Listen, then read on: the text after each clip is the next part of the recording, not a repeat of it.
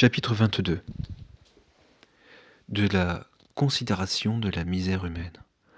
En quelque lieu que vous soyez, de quelque côté que vous tourniez, vous serez misérable si vous ne revenez vers Dieu. Pourquoi vous troubler de ce que rien n'arrive comme vous le désirez et comme vous le voulez? À qui est-ce que tout succède selon sa volonté? Ni à vous, ni à moi, ni à aucun homme sur terre. Nul dans ce monde, fût-il roi ou pape, n'est exempt d'angoisse ou de tribulation. Qui donc a le meilleur sort? Celui certes qui sait souffrir quelque chose pour Dieu. Dans la faiblesse, ou leur peu de lumière, plusieurs disent que cet homme a une heureuse vie, qu'il est riche, qu'il est grand, puissant, élevé. Mais considérez les biens du ciel, et vous verrez que tous ces biens du temps ne sont rien, et que, toujours très incertains, ils sont plus un poids qui fatigue parce qu'on ne les possède jamais sans défiance et sans crainte. Avoir en abondance les biens du temps, ce n'est pas là le bonheur de l'homme. La médiocrité lui suffit. C'est vraiment une grande misère de vivre sur la terre. Plus un homme veut avancer dans les voies spirituelles, plus la vie présente lui est amère, parce qu'il sent et voit plus clairement l'infirmité de la nature humaine et de sa corruption. Manger, boire, veiller, dormir, se reposer, travailler, être assujetti à toutes les nécessités de la nature. C'est vraiment une grande misère et une grande affliction pour l'homme pieux qui voudrait être dégagé des liens terrestres et délivré de tout péché. Car l'homme intérieur est, en ce monde, étrangement appesanti par les nécessités du corps. Et c'est pourquoi le prophète demandait avec d'ardentes prières d'en être affranchi, disant « Seigneur, délivre-moi de mes nécessités ». Psaume 24, 17. Malheur donc à ceux qui ne connaissent point leur misère, et malheur encore plus à ceux qui aiment cette misère et cette vie périssable. Car il y en a qui l'embrassent si avidement qu'ayant à peine le nécessaire en travaillant ou en mangeant, ils n'éprouveraient aucun souci du royaume de Dieu s'ils pouvaient toujours vivre ici-bas. Aux cœurs insensés et infidèles, si profondément enfoncés dans les choses de la terre, qu'ils ne goûtent que ce qui est charnel. Les malheureux, ils sentiront douloureusement à la fin combien étaient vils, combien n'était rien ce qu'ils ont aimé.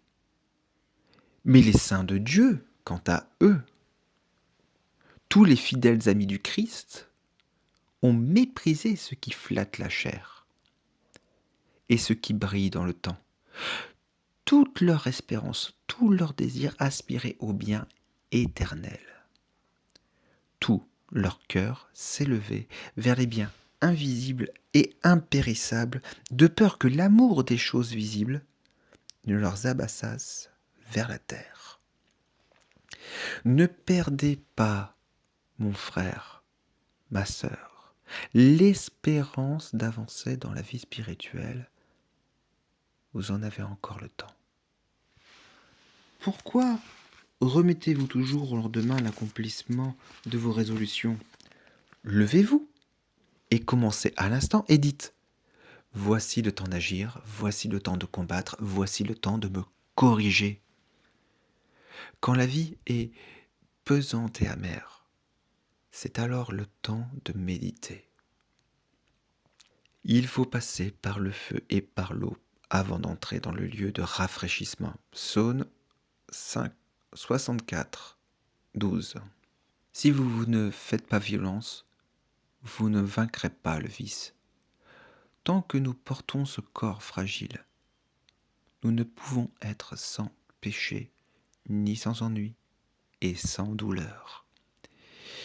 Il nous serait doux de jouir d'un repos exempt de toute misère, mais en perdant l'innocence par le péché, nous avons aussi perdu la vraie félicité. Il faut donc préserver dans la patience et attendre la miséricorde de Dieu jusqu'à ce que l'iniquité passe, psaume 56, 2, et que ce qui est mortel en nous soit absorbé par la vie, 2 Corinthiens 5, 4. Oh, quelle est grande la fragilité qui toujours incline l'homme vers le mal. Vous confessez aujourd'hui vos péchés et vous y retombez le lendemain. Vous vous proposez d'être sur vos gardes et 1 heure après, vous agissez comme si vous ne vous étiez rien proposé. Nous avons donc grand sujet de nous humilier et de ne jamais nous élever par nous-mêmes, étant si fragiles et si inconstants. Nous pouvons perdre en un moment, par notre négligence, ce qu'à peine nous avons acquis par la grâce avec un long travail. Que sera-ce de nous à la fin du jour si nous sommes si lâches dès le matin? Malheur à nous, si nous voulons goûter le repos, comme si déjà nous étions en paix et en assurance, tandis qu'on ne découvre pas dans la vie une seule trace de vraie sainteté. Nous aurions bien besoin d'être instruits encore et formés à de nouvelles mœurs, comme des novices dociles pour essayer, du moins s'il en aurait en nous quelque espérance de changement, d'un plus grand progrès dans la vertu. Réflexion. L'homme né de la femme vit peu de jours et il est rassasié d'angoisse. Voilà notre destinée telle que le péché l'a faite. Écoutez les gémissements de l'humanité entière dont Job était la figure. Périsse le jour où je suis né et la nuit où il fut dit « Un homme a été conçu. Pourquoi ne suis-je pas mort dans le sein de ma mère? Où n'ai-je pas péri en sortant? Pourquoi m'a-t-elle reçu sur ses genoux et allaité de ses mamelles? Maintenant je dormirai en silence et je reposerai dans mon sommeil. » Mais déjà, sur cette grande misère se levait l'aurore d'une grande espérance.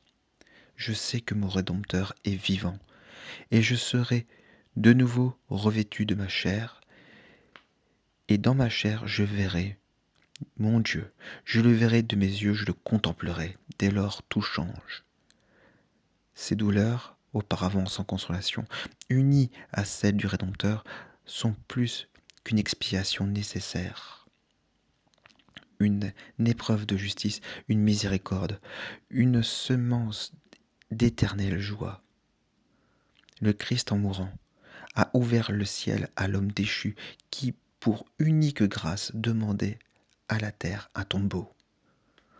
Nous nous plaindrons des souffrances auxquelles Dieu réserve un tel prix. Et nous nous plaindrions des souffrances auxquelles Dieu réserve un tel prix. Et le murmure serait sur nos lèvres lorsque, par les tribulations, Jésus-Christ daigne nous associer au mérite de son sacrifice. C'en est fait.